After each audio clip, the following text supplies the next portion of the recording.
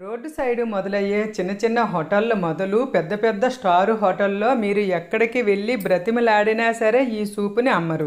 మీరు ఎన్నో రకాల సూపులను తాగే ఉంటారు కానీ సర్వ రోగాలను నియంత్రించే ఈ సూపును మాత్రం ఎప్పుడూ ఎక్కడా తాగి ఉండరు.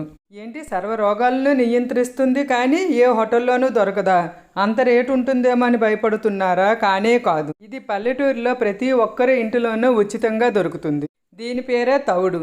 ఈ తవుడు ఎలా వస్తుందో తెలుసా? మనం ధాన్యాన్ని మిల్లి పట్టించేటప్పుడు బియ్యం సపరేట్గా, ధాన్యం పైన ఉండే పై పొర సపరేట్గా అయ్యేటప్పుడు ఈ తవుడు వస్తుంది. ధాన్యం పై పొరలోనే విటమిన్లన్నీ పుష్కలంగా ఉన్నాయి, కానీ దాన్ని మనం పక్కన పడేసి ఒక్క బియ్యాన్ని మాత్రమే ఉపయోగించుకొని తింటూ ఉంటాము. ఈ తవుడిని పల్లెటూరులో ఆవులకి వేస్తారు. తవుడు సూపు చేసుకోవడం కోసం ఒక గ్లాసులో 2 నుంచి 3 టేబుల్ స్పూన్ల తవుడుని తీసుకొని గ్లాస్ నిండా వాటర్ వేసి బాగా కలిపి రాత్రంతా నానబెట్టి అలా విడిచిపెట్టేయి. మరుసటి రోజు ఉదయం వడకట్టుకొని ఇందులోనే కాసంత నిమ్మరసం, తేనె కానీ బెల్లం కానీ వేసి త్రాగొచ్చు. షుగర్ ఉన్న వాళ్ళు తేనె వేసుకుని త్రాగకూడదు. ఖాళీ కడుపున త్రాగడం వల్ల బి కాంప్లెక్స్ విటమిన్ పుష్కలంగా లభిస్తుంది. దానివల్ల